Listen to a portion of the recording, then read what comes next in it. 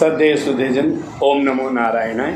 आप जानते हैं श्राद्ध ना करने से हमें क्या नुकसान होता है। जब हम अपने पूर्वजों के द्वारा प्रदत्त जो भी इस मनुष्य जीवन में पाते हैं उनका हमें सुख नहीं मिलता, क्योंकि उनके द्वारा अर्जित किया हुआ धन है, अर्जित किया हुआ जीवन है, अर्जित की हुई समाज है जिसका उन्होंने निर्माण किया था अपने जीवन में, अपने आने वाले कल अपने बच्चों के लिए। और वही बच्चे जब उनके प्रति अपना श्राद्ध भाव नहीं रखते, यानी श्रद्धा का भाव नहीं रखते, तब वह उनसे रुष्ट होते हैं और अनेक प्रकार का कष्ट मानव जीवन में सबको झेलना पड़ता है। और फिर यही हिसाब किताब करने के लिए ग्रह बनाए हुए हैं, जो ग्रहों के माध्यम से आपके जीवन में, आपके जन्म कुंडली में, आपकी पत्रिका में पितृ दोष के रूप में जन्म लेता है। और ये भी एक तरह से हमारे लिए सजगता है कि आप अगर अपने दायित्वों को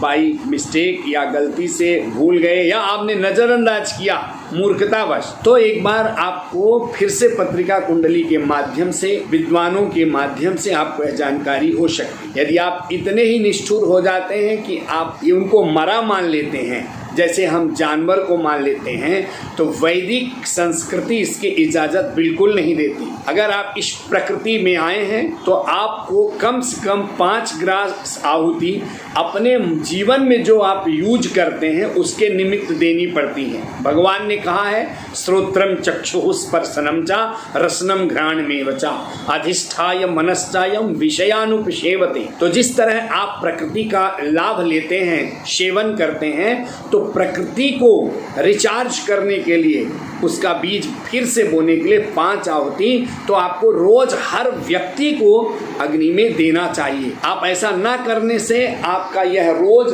बैलेंस बनता जाता है। और पूर्वजों ने जब तक पुण्य किया हुआ है तब तक आप उसका सुख भोगेंगे, लेकिन वो सुख आपको तभी मिलेगा जब आप उनके प्रति श्रद्धा का भाव रखेंगे, यानी जब उनका श्राद्ध करेंगे। और श्राद्ध में अपने जो पूज्य होते हैं, अपने से जो श्रेष्ठ होते हैं, अपने जो बड़े होते हैं, उनको विशेष रूप से आहूत कर उनको उनका अंश दिया जाता है, उनका भाग दिया जाता है, उनका मान दिया जाता है। तब आपके पूर्वज ये देखते हैं, इस धरती में 16 दिन पितृदेव धरती में आते हैं और आपको दिखेगा नहीं, लेकिन आपके इर्द गिर्द आपकी औरा में है, और वो देखते हैं कि हमारी औलाद, हमारे वंश, हमारे बच्चे कितना भाव हमारे प्रति रख रहे हैं, हमारे संस्कार का कितना पालन कर रहे हैं। और जब उनको लगता है कि नहीं, ये तो पालन नहीं कर रहे हैं, तो अपमान कर रहे हैं, दुरुपयोग कर रहे हैं, तब वो अभिशाप दे देते हैं। तो अगर आपको अपने जीवन में अपने पूर्वजों के आशीर्वाद से जुड़े रहना है तो आप अवश्य श्राद्ध करें, और हो सके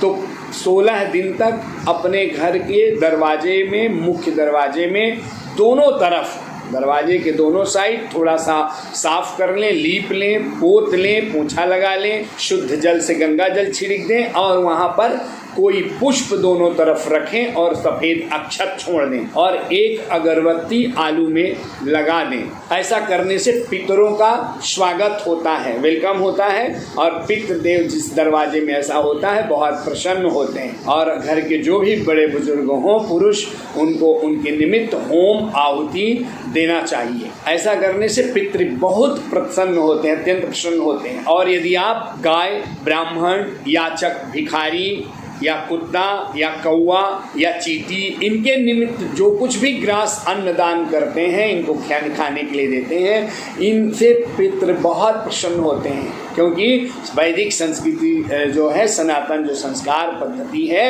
यह जीवों पर दया करने के लिए है। और जो राक्षस जीवों को मार करके खाते हैं अपना स्वाद बनाने के लिए, उनके ही पूर्वज उनको श्राप देते हैं कि एक दिन तुमको भी ऐसे ही कोई मार के काट के खाएगा, तब पता चलेगी दर्द क्या होता है। तो अनेक प्रकार के वेदनाओं से बचने के लिए ही श्राद्ध मनाया जाता है।